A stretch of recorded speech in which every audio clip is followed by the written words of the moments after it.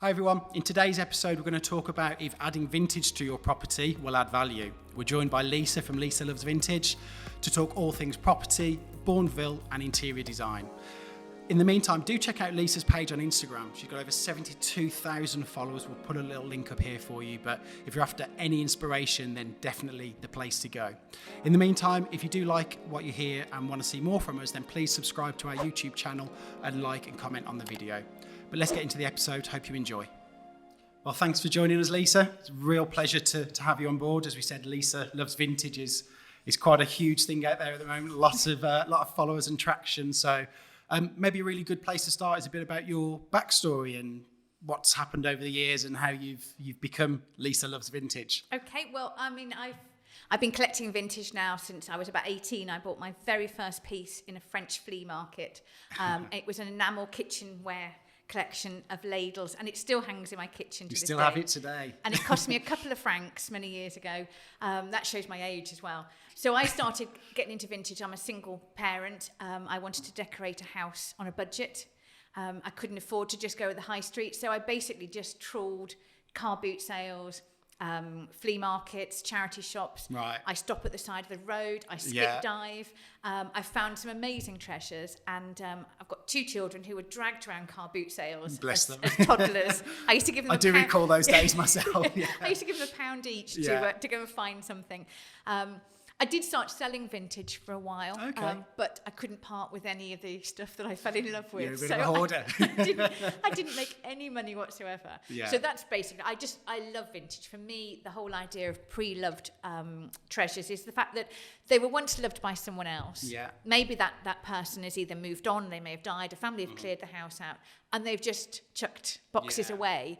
And so for me... good stuff. Yeah, absolutely. Yeah. And for me, the idea of turning up a car boot sale and finding a house clearance van with just boxes, and I can just sit... It's just a gold mine for you. Oh, absolutely. And honestly, I have found some really beautiful, beautiful things. Yeah. I mean, vintage has changed an awful lot over the last 30 years, price-wise. Yeah. So what I was buying for a couple of pence now goes for 20, 30, 40, 50 pound. Yeah. So it's, but to me, it just fills my house. It makes my house completely unique, I suppose. Yes, it doesn't look like anyone else's. I've seen your Instagram page. It does. A lot of people say I love it, but I couldn't live in it. Yeah. I'm always asked, how do I keep it clean? Yeah. And that, to be honest, I don't dust it that often. Luckily, on a it photo, looks after itself. Yes, absolutely. On a good photo, filter. you can't see that close up. So, so that's my love of vintage. It basically came as a way of decorating a house on a budget. Right. Okay. Brilliant. And then I suppose, where did your creative side come from? Was that always within you? Have you always been creative? Did you have creative parents, or? I grew up with two parents who absolutely adored interiors, but they were much more Scandinavian style. Yeah. In fact, I grew up in a beautiful Scandinavian house, all like flaccati rugs and low settees. And so I was always surrounded by that. My dad was an artist when he was younger. He was a sign writer, and my mum was a window dresser. Okay. Before they were called display managers. And it's definitely genetic. Then. Yes. So displaying a shelf is kind of I think it is a genetic thing in my family. Yeah. My brother couldn't, but I can. You picked up the genes. Yes. Yeah. So I think it's just that. I just love being surrounded by beautiful things. Whether it's flowers, pottery, florals, whatever it is. I just love being surrounded by beauty. The home. Yeah. Brilliant. And what does your property journey look like today? What have you bought, sold? How have you felt during that process? I am the dullest property journeyer. Okay. I'm the person who hasn't made loads of money out of property. I started very early. I bought a flat at 24 in Moseley in a Victorian conversion. Lovely. Lived there for 7 years and then moved to Bourneville. Okay. And fell in love with a wreck of a house. It was a 1970s time warp. Yeah. But as soon as I walked through the door, I just absolutely fell in love with it. You got that feeling. Yeah, and I don't know, you can never describe it, can you? No. But it was as soon as I stepped in the front door. And it needed some work done to it, but it was just beautiful. And I've been there for 20 years now. Wow. So, and I always remember the day I move in, because I moved in the day after 9/11. So it was, the whole world sort of stopped. And then the day after that, on the 13th of September, I was travelling to Kuala Lumpur as a travel journalist. So I had to move everything in boxes, find enough clothes to pack into a suitcase and toiletries to leave the next day, to get on a plane early in the morning and come back 4 days later to boxes and boxes and boxes. Yes. Wow. Strange time to move then. And memorable time. How did you... It's been a while, so obviously we can't talk too much on the buying and selling process, but how did you find it back then? Obviously 20 years, and I think actually our industry hasn't evolved much, and I think it's one of the negatives within our industry. Maybe talk us through some of the challenges, the frustrations when you bought the property. I think actually things probably went through quicker then than they do now. Yes, possibly. I mean, I think it always seems to me that technology doesn't seem to have hit this industry really well, and we were relying on faxes back then. Yeah. And I think you probably haven't really evolved much from that. We've gone from fax to email, I think. Yes, which is a bit crazy, really.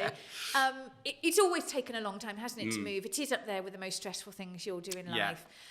So I don't know how you change that. I don't know how you make that easier. It is a massive purchase. And I have taken longer to buy a pair of shoes than I have to buy a house. So, I always think it's you make such a big decision, and no one's there to hold your hand, really. I think it's quite a... It hasn't evolved much, and it struggles to know why. It's seen as a bit of a dark art sometimes. And like we said, sort of, there's not much information out there for purchasers to let them know what that journey might look like, what they should look for, how they can improve the time frame. I don't think the conveyancing process has changed in 20, 30 years plus. Same with the mortgage application. Like, how can it take 6-8 weeks to get a mortgage offer? Like, these things, I think and we think need to be looked at from a everything high else level. is so easy now, isn't it, really? We bank online so easily. Everything else we can buy online, and yet when it comes to house buying, it hasn't changed. Yeah, agreed. And it's probably why I haven't moved in 20 years, to be Too honest. frustrating to do so. Okay, brilliant. And so you're in Bourneville? Yes. Yeah. Sounds like you've always been pretty close to there, Moseley, Bourneville. Yes, the sort of the arty side of Birmingham. Definitely, definitely. So what made you choose Bourneville? Sort of born and bred around there, or was you drawn to it from the art scene? It was quite 20 years ago. It was a bit of a hidden gem, actually. Yes, the property prices were much cheaper than neighbouring Harborne, which was the other option. People just weren't moving into it because it was quite an old person's place, but the schools were so good, and I knew I wanted a family, and so I'd heard that the girls in the boys' school were great and had great reputations.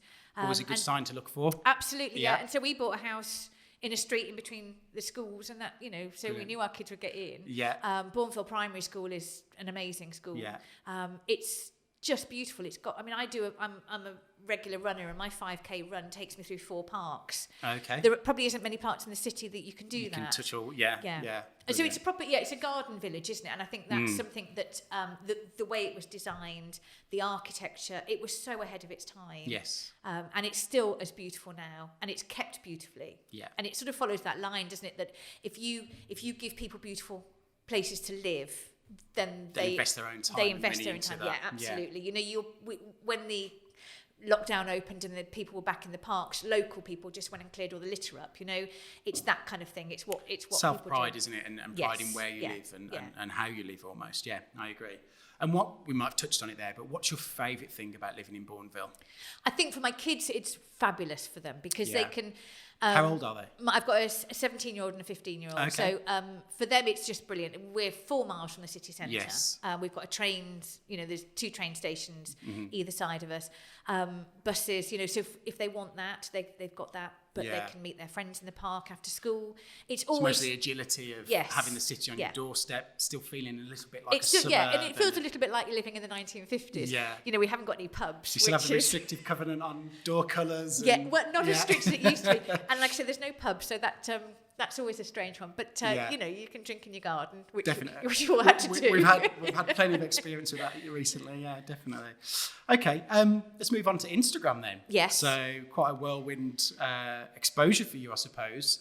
Over 72,000 followers, I think now. Yeah. I've been scowling it this morning to get some tips, but What do you think has accelerated that growth, and why is your page so interesting? And for those of you that don't know, it's Lisa Loves Vintage. Yeah, Lisa_loves_vintage. Yeah, give you the whole time. Little plug there. I suppose. I mean, I'm not an Instagrammer as a job. Yeah. I'm not an influencer.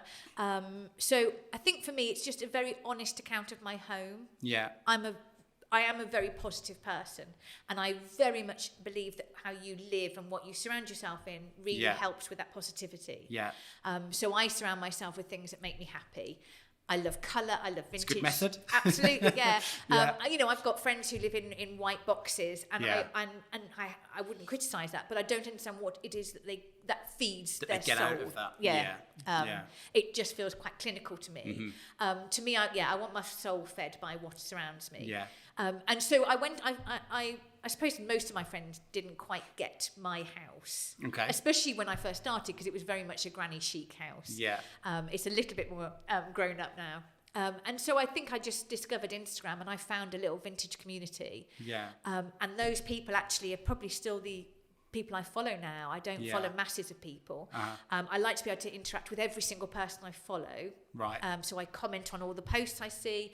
It's just this lovely little community of people who love floral bark cloth, who love old china, who love old bits of furniture that they found at the side of the road. So I think that's what, and I still get that from it. And how do you feel about, obviously it's your home, you're presenting on the majority of stuff you put on there. How does that make you feel? That, there's hundreds of thousands of people probably seeing your living room and your kitchen and your bathroom at times. Yeah, my son always says I can never understand why 72,000 people follow someone who just shows 4 rooms. Yes, which is true, really. I just try, but I suppose you've got to try and find a new angle. I don't post the same picture every day. Yeah, I try and do something different.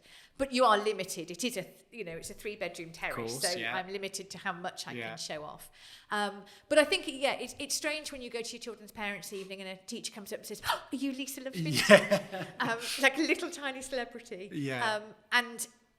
I just think it's people know me for my house, really. Yeah. And and you're okay with everyone looking in from the outside? Yes, I wouldn't want them all to come and visit me at the same time, but I do. Yeah. Yes, gosh, there are people who show off all sorts, aren't there, on Instagram? Yeah. I'm not sitting there in a bikini, I suppose. So. No. And how, again, you've probably answered this, but how would you best describe making a house a home? Because you've said that, there's some very clinical boxes, and when people generally buy a home, it's not the home they really want, or it's not developed to how they need it. So what's been your biggest, or what would be your biggest advice to someone making a house into a home? I think it needs to feel, it needs to feel comfortable. It needs to envelope you when you walk in. That's what I always want. And I say at the beginning, I fell in love with my house as soon as I opened the door. Yeah. And it just had that feeling that it was going to be my home. And so... Do you think it reflects you almost? Yes, I think it does. And maybe it was just, it needed a bit of work and all that kind of thing. But I think it just felt exactly like a home should. And then it was my turn to put my stamp on it. I have no problem with however people want to decorate their houses. Yeah. I think that's what makes every house individual, is because it's actually the individual person. And I think as long as it does that, then it's a home. My home isn't a show home. I don't style my house. It's not a catalogue. No, and I don't style it for Instagram. That's exactly what it looks like. Yeah. My kids, people always say to me, what did you do when your kids were little? I didn't move a thing out of their way. It was their job to grow up in it. Yeah, absolutely. And whenever they went to other people's houses, they never messed with other people's stuff. Yeah. Because that's how they grew up. They grew up being surrounded by stuff. And I notice you bring a lot of greenery and a lot of plants. Yes. Yes. I'm a big bibliophile. Is it? I can't even remember the name of the word. But the idea of plants bringing life into a house. Yes. And an instant shot of colour. Yeah. Any corner with a couple of plants in is just, to me, is just beautiful. Yeah. Yes, absolutely. And whatever your decorating style, whether it's boho, whether it's minimalist, whether it's vintage, plants, absolutely. Good tip there. Yeah. And then and there's some very good faux plants now as well. Yeah. I've got over 100 plants in my house. Wow. And a lot of them now I'm starting to buy fake plants. Less maintenance. Because I can't deal with the deaths. You know? The losses. Absolutely. It hurts me to have to throw away a plant. So there are some, have a look, there's some really great faux plants out there. And you haven't got to water them. Brilliant. So we're coming on to trends for 2021 and beyond maybe. What have you seen? What are we likely to see from Lisa Loves Vintage over the next couple of years? I'm just about to do my horse stairs and landing actually, and excuse the ice cream van outside. Yeah, I'm not sure if you picked that up, but yeah, it's slightly distracting. And a big look is Japanese Scandi style, which I'm kind of going to experiment a bit on because I've got quite a lot of Japanese vintage pieces, right? Which I can pull together for that. A bit more earth tones. That's a big look. Interestingly, lockdown has changed how we look at our interiors a lot. I think spending 3 months in your house with 4 walls to stare at, maybe that's when we started moving away from minimalist and started surrounding ourselves with things that, beautiful things, plants, absolutely, I'd agree. Especially if you didn't have a garden. So the big look is grand millennia, which is the idea that millennials are going to this granny chic. So that's... Love that. Yeah, that's vintage florals, bark cloth, layers, lots of textures. Right. Things that I do in my house anyway, so I'm hoping I'll be back on trend. And do you go away and research all this? Does it come to you in a dream? I think I've never done a mood board. You just roll with it. Yeah, I always say, because I get asked a lot, how do you put a room together? And I always say, just fill it with things that you love and it'll work. It'll come together. And if it doesn't work, then put them in a different room. It's as easy as that, really. Yeah. I think that's what a lot of people struggle with is what is their style almost, especially, if they've not been following, lots of influencers and almost going into a property and going, right, I know we need to do it, but what's our style? Yeah. How do we create I think that? there's also a danger, I think, if you are following people on Instagram, that you get sucked into that's what I want my house to look like, and I'm going to do everything I possibly can. And there's an awful lot of houses that look exactly the same. Yeah. And again, if that's how you want to live, that's brilliant. But I don't know if that really shows your own personality. Yeah. For me, it's about colour. I love colour. I love the idea that I walk into a room and it feels like it's a spring day. Yeah. That makes me happy. That makes me smile. I think for mental health wise, I think having a house that makes you feel comfort and warmth is really important. Yeah. Whether especially through the pandemic. Yeah, absolutely. I love spending time in my home, and I love spending time in my garden. I'm lucky enough to have a garden, and I really appreciate having the space. And I learned how to wallpaper during lockdown as well. There you go. Me and my teenage son learned how to wallpaper. So that was a brilliant thing to have learned as well. Brilliant. And what would you say is the biggest, or we call them a hack now, a quick tip for someone if you had a complete blank canvas, a white wall, where would you start? What's the quick tip to that room? Buy a picture that you love, something that you really love looking at. Don't do the room around your television, because it isn't the most important thing there. Yeah. Pick a focal point, so whether it's a fireplace or whether it's a painting, add plants, and buy a lovely coloured velvet settee, and you've kind of got there straight away, haven't you? Really? And always build off that picture, off that mantelpiece. Yeah, you can either start with a completely blank canvas and throw colour into it, or you can buy colour fabrics. Your settee can be a nice, like a dual coloured settee, and then work that way.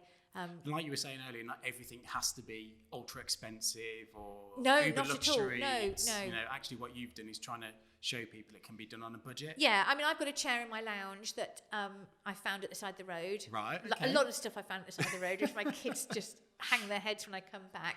But it's a really beautiful, solid chair. I had to paint it. Yeah. I'm not an upcycler, but I had to paint it because it was in really bad state. But I actually, I even kept the original brown cushion on it, because it's a really trendy colour brown. Yeah. And that with some beautiful cushions on it is just lovely. Yeah, everything really has come from somewhere cheap, whether it's a car boot sale. Car boot sales are a joy.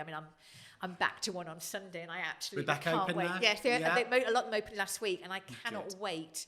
And I'll get there early. Are you one of the ones that come to the back of the van at 7 o'clock and come out and you're like, wait, I'm just trying to unpack? No, I kind of step back a little bit and just I can look through a whole field and tell you who's got the good vintage stuff. Right, okay. You spot the cars coming in. Yes. New trick. There you go. And in terms of maybe your home, what's your favourite room? And then what do you think is the most important room of the home? I think my favourite room is my lounge. I decorated that last summer with my son, and I went darker than it was. I went for a beautiful, it's called Mallard Green by Dulux Heritage, and it's a really beautiful colour because it's almost black but has like a sheen in it. Oh, okay. As you would imagine on a duck, the colour of a duck's feathers. Yeah.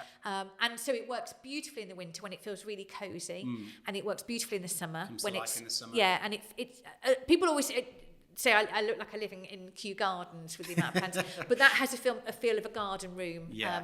It's one of my dreams would be to have a garden room, so I guess that's what I've done with that room. Yeah, brilliant. Okay. And so the most important, I suppose, has got to be your bedroom, really, because that's where you spend most of your time. Yeah. So yeah, absolutely a comfy bed. Making sure you feel comfortable in there. And yes, yeah. I got rid of my TV or no TV? Well, I do have a TV, but it's my boyfriend calls it the caravan TV because it's tiny. Yes, absolutely. So I can't watch anything with subtitles on. Yeah. And I might just put the news on in the morning. Yeah. But yeah, it's a big debate whether TV should be in the bedroom or not, because it just distracts generally. Well, it does, but I mean, from healthy sleep. We all go to bed with our phones next to us, don't we? Really, yeah. I know the idea is you put them away and don't look at them for half an hour, but I'm not sure if any of us work, do that. Yeah. No. So if you wake haven't up got at 3 the o'clock and yes. Yeah. Brilliant. Okay. And what room do you think maybe adds the most value to a home? Have you got a view? I suppose kitchens, aren't they? Yeah. And I'm probably Tell us about your kitchen. Well, I'm not a great one of this really, because my dream would be to have this beautiful devolved kitchen, and I would love to have the money to spend on it, but I haven't. So my kitchen is the same kitchen as when I moved in 20 years ago. Right. It was a fake wood. Just horrendous, really. I painted it white as soon as I moved in, just to clear it all and then decide what to do. And I probably painted it about 20 times. My dad's convinced the room is about 3 inches shallower than it was, the amount of paint on those units. So that's all I do, really. About every 2 years, I just repaint the units. It's versatile. Yeah, and in fact, I'm going to be doing it again probably in the next couple of months. So I'm quite excited about. What's the next colour? I think I might go for a really dark green. I think with mustard. I'm feeling the greens coming through at the moment. Yeah, I'm loving dark green. So really dark green with mustard yellow. I might have a. Like I say, I don't really plan it. I just go and walk around the paint shop and see what takes my fancy. Brilliant. And the future for you, it sounds like you've not got any plans to move. It sounds like you'll, continue to repaint that kitchen for many moves. Yeah, I think I will probably just stay there, and they'll have to take me out, I think, when it's time. Yeah. The idea of moving with all my stuff. Yeah. just all those plants in there. Yes. How would they survive the move? Yeah. I love my house and I love where I live. I suppose when the kids leave, then I have, that changes what I feel about it. But, for the moment, it's absolutely perfect for the three of us. Cool, brilliant. Last question then, you might already be in it, I'm not sure, but we ask all of our guests to describe their dream home. Oh, well, it would have to be a penthouse apartment in the Majestic building in New York, overlooking... Okay, that surprises me. Yeah, overlooking... New York, my favourite city. Yeah. The idea of waking up and seeing New York every single morning, but overlooking Grand Central Park, I just think that you would never, ever get bored of that view. Yes, no. But I haven't got the 17 million that is needed to get in there. Yes. Yeah, definitely. Maybe Jay-Z has or... Yes, absolutely. Yeah. But I think, New York or a beautiful Georgian house somewhere with, floor-to-ceiling windows. Interesting you'd move into an apartment versus where you are now in terms of your very traditional and... Yes, it would still have to be an old place. It would have to have good bones. Good character. Yes. Good bones, like that. Yeah.